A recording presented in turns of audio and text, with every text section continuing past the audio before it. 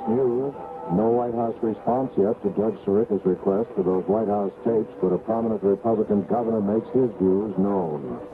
I'm Stuart Novins, reporting on the CBS radio network. Underwear is hanging on the line and drying out, and that may save tomorrow's scheduled spacewalk. When they opened the packages in the space laboratory tonight, they found the underwear, which has tubes for coolants, to be moldy and mildewed. Ground control told the astronauts to wipe the garments with germicide, and if they're dried out in the morning, the spacewalk may go as scheduled. If not, there may be a delay. Stuart Novins, CBS News.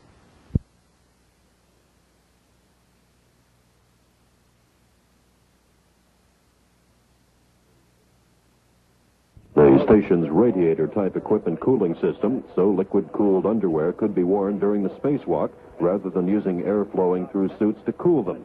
The all-rookie crew rehearsed the reloading of cameras and repair work on a bulky Earth Studies antenna, the major reason for that spacewalk.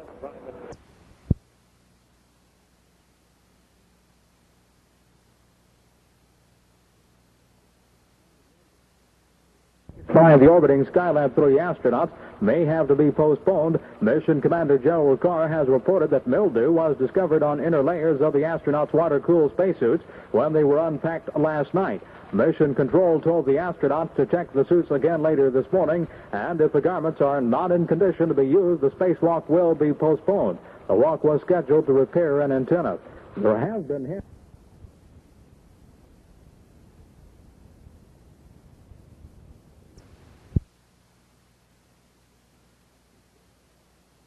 lasting 4 times around the world.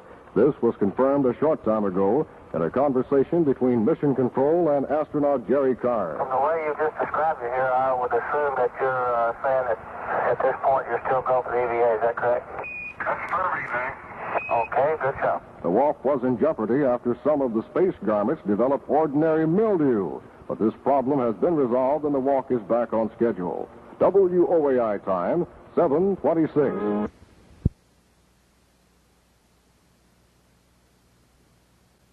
San Antonio, news of the hour on the hour from American Information Radio. This is George Engel from New York, and at this hour, we're ready to begin the longest spacewalk yet. In about 2 hours, astronauts Gibson and Pogue are scheduled to begin a working day up to 8 hours long outside the workshop to load up film and make some repairs.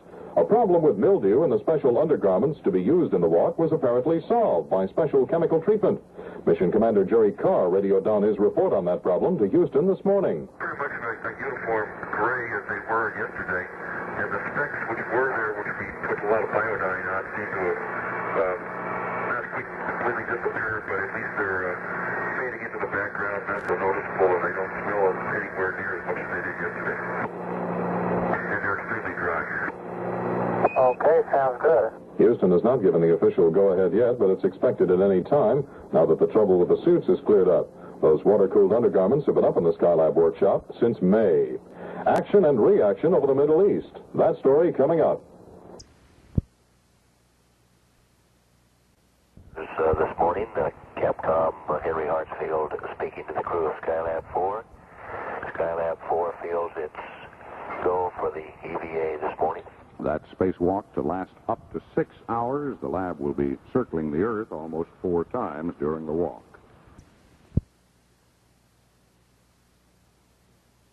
Time is 9 a.m. CBS News. It may have been an attempted kidnapping, but it led to multiple murder in Argentina. This is Dallas Townsend reporting on the CBS radio network. Skylab astronauts Edward Gibson and William Pogue are getting ready to take their spacewalk as scheduled. The mildew that turned up in the garments they'll wear dried out in time. Gibson and Pogue will open the hatch about an hour from now, while astronaut Gerald Carr remains inside the orbiting space station to monitor their extravehicular activity. It's scheduled to last 6.5 hours. Has been solved. Our astronauts are about to go for a walk. This is Don Doak. In just over an hour, 2 of the 3 Skylab astronauts are to take a long spacewalk. Mission Control says part of the time outside the lab will be used to repair a jammed antenna. If Gibson and Pogue complete the repairs to the S-193 today, they could match the longest EVA time of 6 hours and 31 minutes logged by the crew of Skylab 3 when they deployed the twin boom solar shield. Mission Control says if the two astronauts don't complete the repair work today, a second spacewalk may be scheduled. More news after this. 10 a.m. CBS News. An American businessman and 3 bodyguards were shot to death today in an ambush in Cordoba, Argentina. This is Charles Osgood reporting on the CBS radio network. Astronauts will begin a spacewalk, but they're running about 45 minutes behind schedule on that. There was some question they'd take the walk at all after it was discovered last night that their special underwear had been put away damp and had mildewed. But their garments dried out overnight. Commander Gerald Carr reassured Mission Control in Houston this morning. They look okay, about the same as last night, but they don't smell as bad, and they're extremely dry.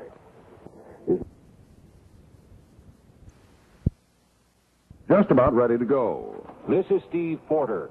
As millions of American fathers begin carving the turkey this Thanksgiving, 2 Skylab astronauts will be turning wrenches outside their spacecraft. NASA spokesman John McLeish says the spacewalk is about to begin and will last about 6.5 hours.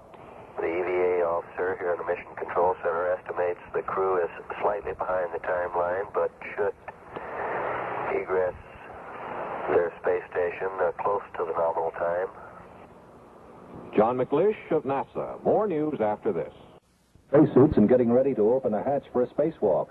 Astronauts William Pogue and Edward Gibson will step outside in a few minutes. It's planned as about the longest spacewalk ever. On the outside of the Skylab, they'll repair an antenna and put film in the cameras for their exploration of space. While you are having Thanksgiving dinner, the 2 astronauts will be walking 4 times around the world, 275 miles up in the sky. The time will be 11 o'clock.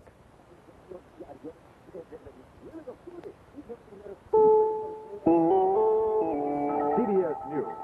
Another meeting in the Middle East, but the deadlock continues. I'm Richard C. Hartlett reporting on the CBS radio network. Skylab astronauts are to leave the space station for their first walk in space, a long one, possibly 6.5 hours. Astronauts Gibson and Pogue will do the walking, retrieving some film and fixing an Earth-sensing antenna. They're a bit behind schedule, but today's big problem is overcome. The mildew they found on their water-cooled underwear dried during the night and was easily brushed off. But nothing serious. This is Steve Porter. As millions of Americans take after-dinner walks to wear off some of that turkey, the Skylab astronauts will be walking around in space, trying to tack on some new equipment to their orbiting lab. NBC News correspondent Jay Barbary reports, however, the walk is running about an hour behind schedule. The delay was caused by the multitude of preparation techniques the astronauts must perform before beginning their holiday spacewalk. A short time ago, spacecraft communicator Bruce McCandless gave them a time to start. Go ahead, Bruce. Okay, looking at your timeline here, you go for airlock module depressurization at or after 1710Z. 1710Z is 10 minutes from now, the time astronauts Edward Gibson and William Pogue should begin their ambitious repair and film replacement task that could be the longest spacewalk in history. And we'll have more news after this.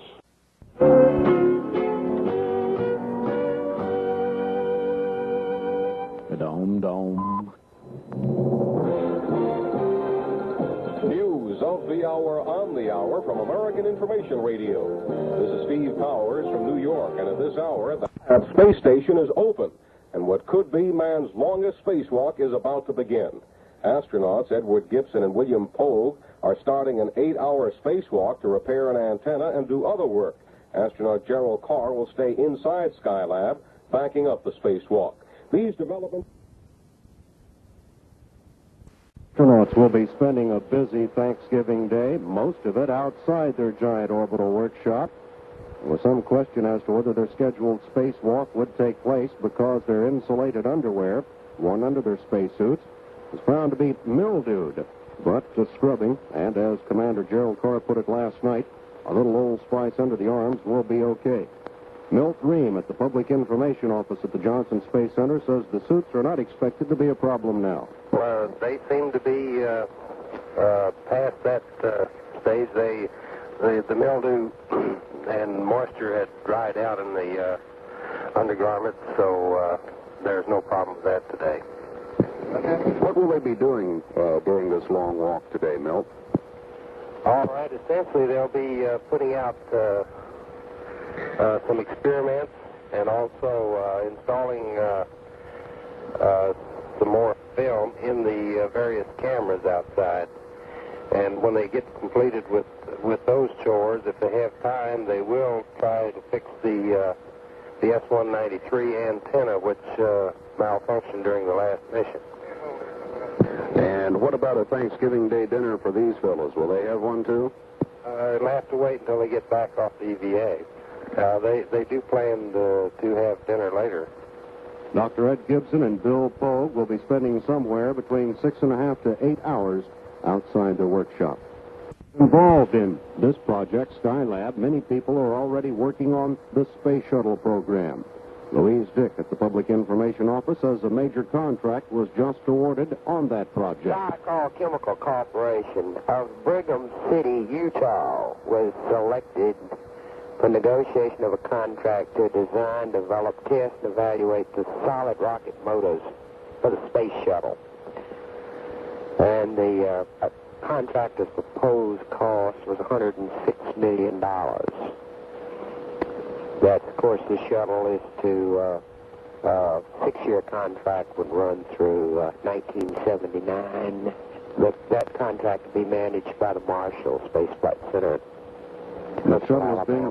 they are responsible for the solid rocket booster system. The shuttle is being designed as a completely reusable spacecraft that will take off like a rocket and land like an airplane. Spacewalking now, working outside the space lab for a planned 6.5 hours. Already, the astronauts have run into a small problem.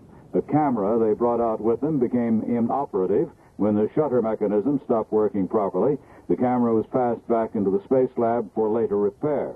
After film is changed in stationary Skylab cameras, the men will get to work fixing a jammed antenna. More news in a minute.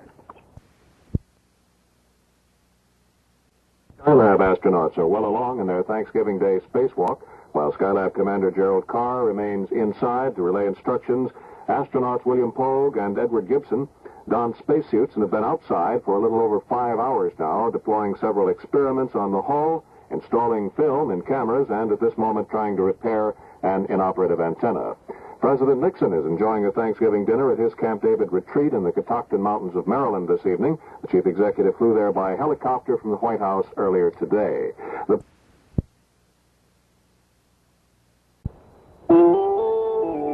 This is The World Tonight. Good evening. I'm Douglas Edwards, CBS News.